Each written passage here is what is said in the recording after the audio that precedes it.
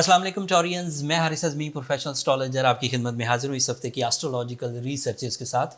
ये 7-8 दिन जो 24 अक्टूबर से शुरू होंगे आखिर तक 31 अक्टूबर तक फुल ऑफ इवेंट्स हैं। सोलर सिस्टम में बहुत वाक़यात होने वाले हैं। मैं सब टेक्निकल वाक़यात इन अ सिंगल लाइन बोल देता हूँ क्योंकि आज वीडियो लंबी होने वाली है, बहुत सारी तफसील बयान करनी है मुझे। एक तो 25 अक्टूबर को ग्रहण होगा, सूरज ग्रहण। उसके लिए मैंने एक अलग वीडियो बना दी है, उसमें काफ़ी इन्फॉर्मेशन दे दी है, उसे एक नज़र देख लीजिएगा। मैं डिस्क्रिप्शन में लिंक दे दूंगा, तो उस पर बहरहाल थोड़ा सा इस वीडियो में भी जिक्र करूँगा। दूसरा इवेंट भी 25 अक्टूबर को ही होगा, नया चांद हो जाएगा। पाकिस्तान में एक दिन बाद होगा, लेकिन बहरहाल नया चांद सोलर सिस्टम में अपने जौहर दिखाना शुरू कर देगा। एंड मून इन स्कॉर्पियो होगा। Moon in Scorpio is not good for you, for your health. उसकी तफसील भी अभी वीडियो में बयान करूँगा। 25 अक्टूबर को ही मरकरी भी स्कॉर्पियो में इंटर हो जाएगा। तो स्कॉर्पियो एंगल पर सूरज होगा, नया चांद होगा, वीनस होगा एंड मरकरी होगा। तो 4 प्लैनेट्स की कम्बिनेशन, एक ग्रुप ऑफ परफॉर्मेंस, एक ग्रुप ऑफ प्लैनेट परफॉर्मेंस बन जाएगी यहाँ पर। इसका इम्पैक्ट कैसा होने वाला है स्कॉर्पियोज पर, ये भी बयान करूँगा। फिर 30 अक्टूबर को मार्स रेट्रोग्रेड हो जाएगा। एंड मार्स की रेट्रोग्रेशन आपके लिए किस तरह की ट्रबल देगी। मार्स होगा भी तकरीबन 2.25 महीने के लिए रेट्रोग्रेड है। शॉर्ट टर्म प्लैनेट्स में ये सबसे लंबा प्लैनेट है जो रेट्रोग्रेड होगा। 2 साल बाद रेट्रोग्रेड होने लगा है और इसका भी आपकी ज़ात पर हैवी इम्पैक्ट आएगा। सब तफसील बयान करता हूँ। शुरू करते हैं वीनस से।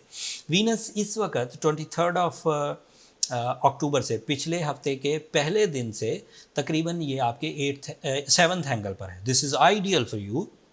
वीनस अगर 7th एंगल पर हो, that is high level of relationship, romantic skills, that is your ruling planet. It means कि आपकी नेचुरल एबिलिटी, आपका पर्सनालिटी लेवल, आपका कॉन्फिडेंस, आपकी थिंकिंग एबिलिटी, आपकी इमेजिनेशन, आपका मैजिकल कम्युनिकेशन, आपका ब्यूटी लविंग नेचर, आपकी इमोशनल स्टेबिलिटी, आपका प्लेजेंट मूड, आपका पब्लिक इमेज, ये सब वीनस के एवज हाईलाइट हो रहा है, ग्रोथ में जा रहा है। बट 25 अक्टूबर को ये एकदम से फ्लॉप होगा। उसकी 2 वजूहात हैं।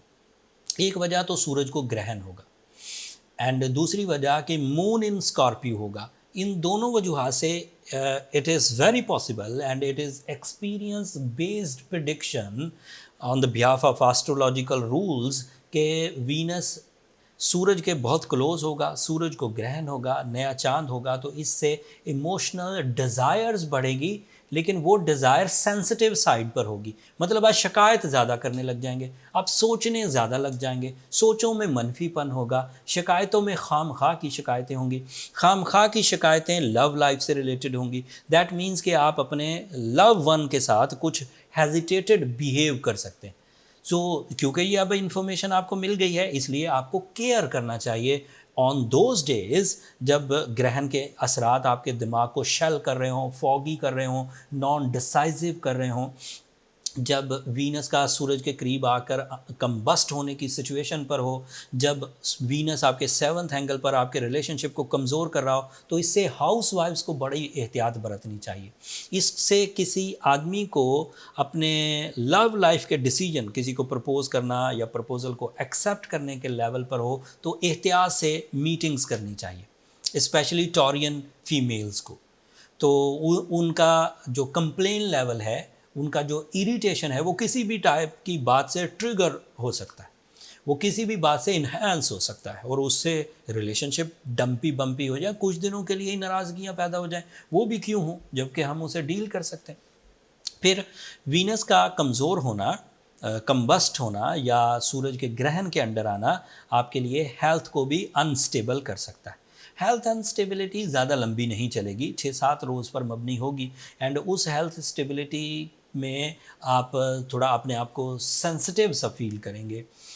मतलब ज़्यादा मौसमी तगय्युर आपको तंग करेगा, ज़्यादा गर्मी सी महसूस, ज़्यादा सर्दी सी महसूस, और उससे इरिटेटेड बिहेवियर, अपनी रूटीन जिम्मेदारियों को ना निभाना या कॉम्प्रोमाइज़ कर जाना, या फिर अपने रूटीन वर्क से कॉम्प्रोमाइज़ कर जाना। दीज आर द पॉसिबिलिटी, तो इसको ध्यान से करिए। एंड मूड स्विंग होना, this is also possible. And इसका एक इम्पैक्ट एजुकेशनल फैक्टर पर भी आएगा। जैसे जो चीज़ें आपने याद कर रखी हैं, प्रिपेयर कर रखी हैं, उन चीज़ों में से एकदम से आपको ब्लैंक फील होना, आपको लगे कि ऐसा मुझे कुछ याद ही नहीं है, मैं कल एग्ज़ाम में क्या या मैं कल क्लासरूम में क्या परफॉर्म करूँगा, दिस इज़ पॉसिबिलिटी। मरकरी आपके 7th एंगल पर है, मरकरी 7th एंगल पर स्कॉर्पियो एंगल पर पॉजिटिव होता है। इसकी पॉजिटिविटी आपके लिए कैरियर ओरिएंटेड जो एनहांसमेंट है, आइडियाज़ हैं, उसकी तरफ माइल करेगी। बट अदरवाइज़ प्लानिटरी पोजीशन इतना झंझट वाला बन गया हुआ है, इतना उलझन वाला बन गया हुआ है कि शायद मरकरी भी आपको बहुत ज़्यादा सपोर्ट ना कर सके, लेकिन बहरहाल उसकी सपोर्ट आपके पास मुयस्सर है। अगर आप किसी बिज़नेस आइडिया को फॉलो करना चाहते हैं, अगर आप किसी न्यू सोर्स ऑफ इनकम का इनिशिएटिव लेना चाहते हैं, अगर आप किसी से मीटिंग करना चाहते हैं, किसी को प्रेजेंटेशन देना चाहते हैं, किसी कानूनी पेचीदगी के लिए अदालती कार्रवाइयाँ करना चाहते हैं, तो this is right time. Mercury उस साइड को बहरहाल सपोर्ट करेगा। एक और बुरी खबर है, मार्स आपके लिए 2nd एंगल पर रेट्रोग्रेड है।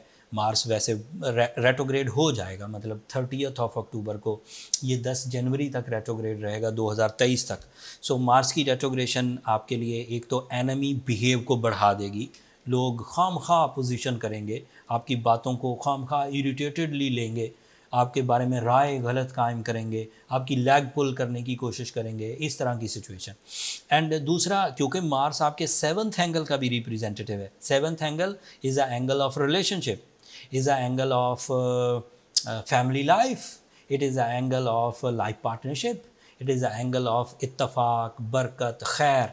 सो इसका इरिटेट होना आपके इन सेक्टर्स में फ्यूललेसनेस पैदा करेगा।